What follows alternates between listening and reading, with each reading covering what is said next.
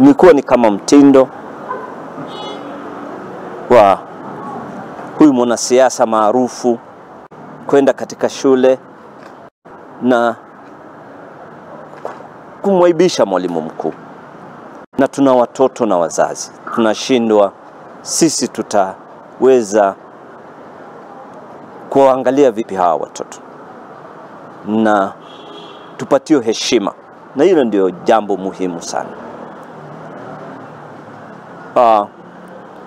Tukifanya makosa, kwa sababu sisi ni binadamu, kuna ile njia ambayo mwafaka ambayo inaweza tumika.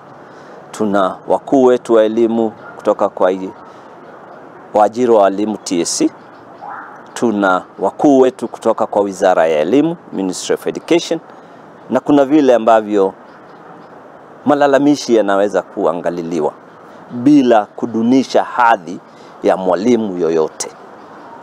Na hilo tu ndio tunaomba kutokana kwa wanasiasa wetu, ili walimu wakienda shuleni awe na nguvu ya kufanya kazi. Na kiokea makia